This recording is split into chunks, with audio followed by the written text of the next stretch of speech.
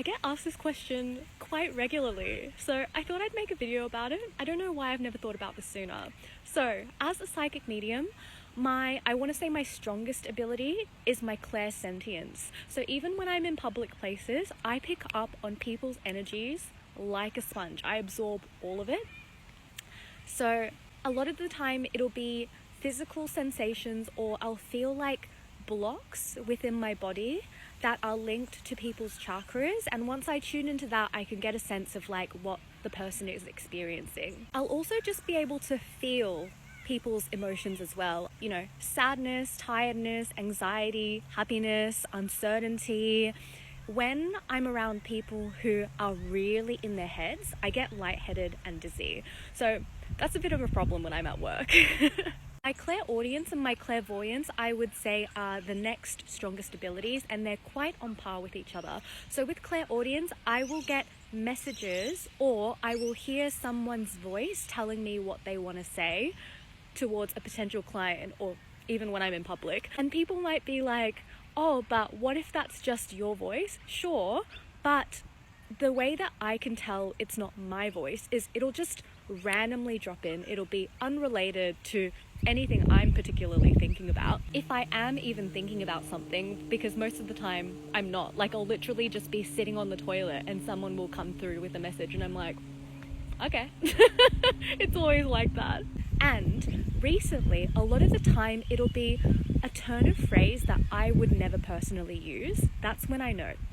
Another way I know it's not me is if I don't write that down or relay that message, it completely disappears. It's like different from forgetting something and like trying to grasp. It's completely gone. That's how I know it's a channeled message. I don't see spirits physically, but I get a mental image in my head, kind of like a photograph. And depending on whether this is someone who is very strongly thinking about my client or whoever I'm reading for, or if it's someone who's passed over, who has a very strong presence around my client, that'll determine how strongly and clearly I can see the person.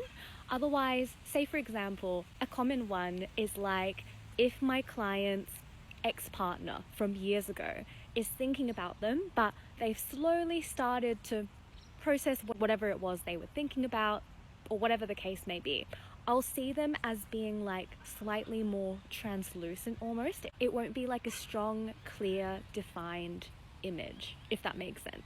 I feel like I use claircognizance, but I guess it's like just one of those things where like you're just doing it and you're not consciously thinking about what it is that you're using. So it's kind of hard to define. I'll have to think about that for a bit longer.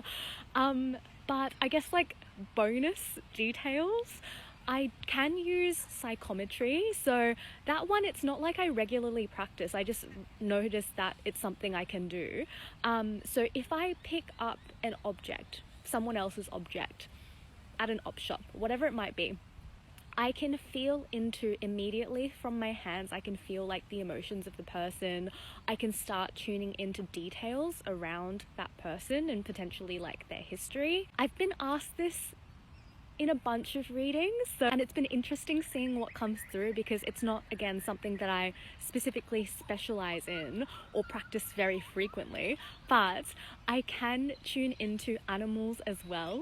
I've had clients ask me about how the animal is feeling, what they're thinking, etc., trying to ascertain what's best for them, you know, moving forward. So that's been really interesting and also really beautiful, because, you know, animals just have such pure, lovely energy. Just side note as well, something that I know every psychic experiences, and recently for me as well, it's like the more I practice psychic mediumship, the more specific information comes through. But sometimes I find myself frustrated when there's specific information that I just can't get to.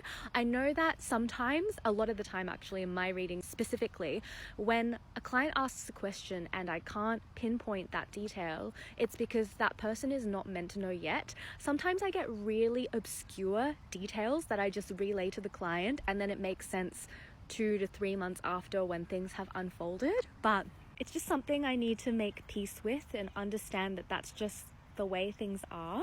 I'm not meant to be able to provide all of the answers. That's actually not my role. And also just honor the fact that my psychic abilities will naturally, organically get stronger and stronger the more I practice. And yeah, to not listen to that perfectionistic tendency of mine. Thank you so much for listening. I hope that was helpful and informative. If you have any comments or questions, please feel free to leave them down in the comments below. I'm always curious to see what people want to know. Thank you for listening. Have a beautiful day or evening, and I will talk to you in a jiffy.